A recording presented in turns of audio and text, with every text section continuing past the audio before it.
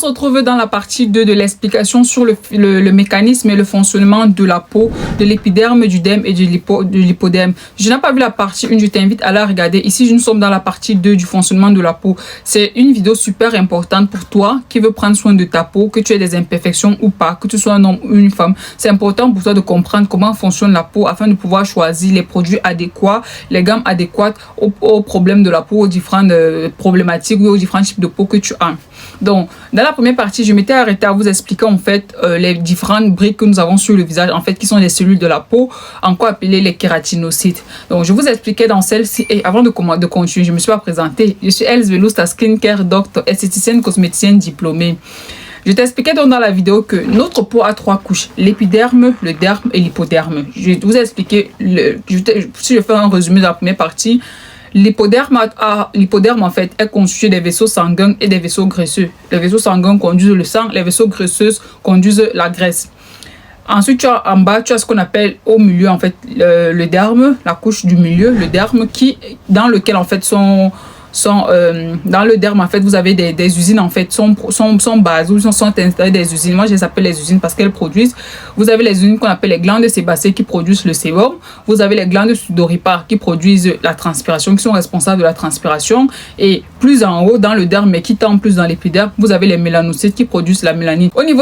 J'étais au niveau de l'épiderme. Donc au niveau de ton épiderme ici là, tu vois l'épiderme comme tu vois là, en fait c'est un assemblage ou une association de différentes briques. L'épiderme peut avoir cette épaisseur. Si suppose que l'épiderme a une épaisseur pareille, par exemple, bien sûr, ça c'est la vue zoomée.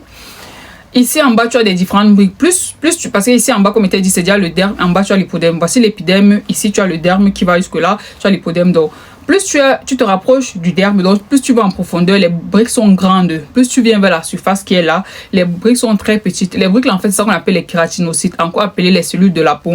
Donc, les kératinocytes sont plus fines quand tu vas vers la surface. C'est pour ça que quand vous avez tendance à vous exfolier la peau, on dit qu'on décolle les cellules mortes. Donc, on décolle les kératinocytes mortes, en fait. Donc, les cellules mortes, là, elles sont en fait des briques, sauf que comme elles sont plus fines, elles se décollent plus facilement. C'est la raison pour laquelle moi, je vous dis tout le temps que c'est pas conseillé d'utiliser les savons.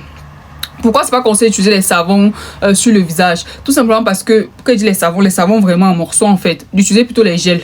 Même pas forcément, même dans les gels, il faut faire tout le choix en fait. Éviter tout ce qui est produit agressif. Tout simplement parce que je vous ai dit que les cellules de la peau, c'est-à-dire les kératinocytes là, sont en fait des briques.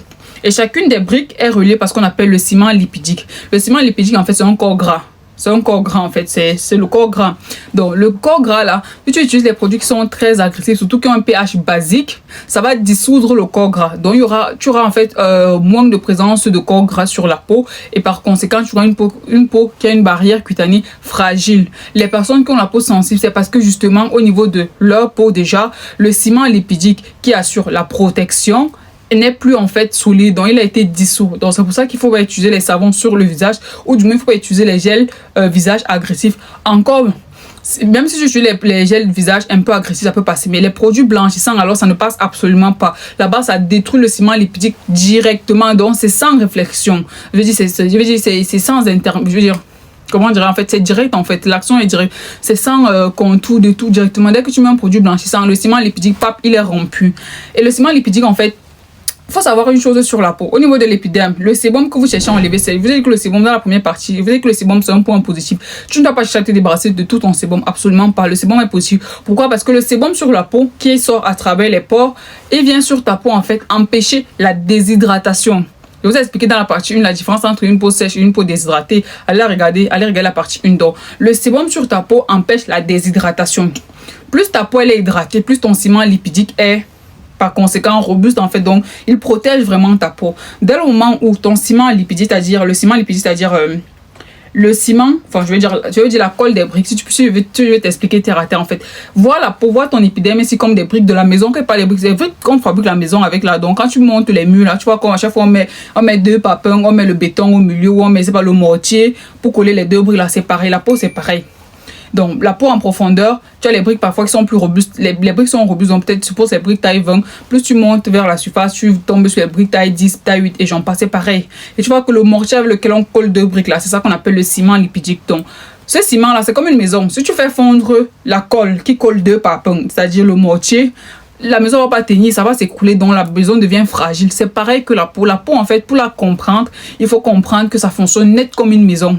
Net comme la maison dans laquelle on vit là, c'est comme ça. C'est-à-dire la construction d'une maison, c'est comme c'est la même façon, c'est la même structure que la construction de ton épiderme. Donc, il faut tenir en compte que l'épiderme est fait de plusieurs cellules qu'on appelle les kératinocytes, et ces cellules sont liées entre elles parce qu'on appelle le ciment lipidique. Donc, et quand tu arrives à un niveau où ton ciment lipidique est en manque, il faut pour toi, à ce moment-là, il te faut en fait apporter des éléments gras et non des éléments riches en hydratation, des éléments gras. Parce que quand tu as une barrière cutanée qui est fragilisée, à ce moment-là, tu comprends que mon ciment lipidique est en déficit, par conséquent, il me faut. C'est pour ça que pour faire le choix de tes produits, il faut comprendre que à cet endroit précis, tu dois apporter des éléments gras, des huiles ou des crèmes grasses sur ta peau. En fait, tu dois pouvoir apporter cela pour pouvoir protéger ta barrière cutanée. Parce que je t'ai dit que le ciment lipidique, en réalité, c'est un corps gras. D'où l'interdiction d'utiliser les savons en général. Rendez-vous dans la partie 3 où je vous expliquerai comment on est à partir de la peau, comment on est les points noirs, les points blancs et les différents problèmes de la peau.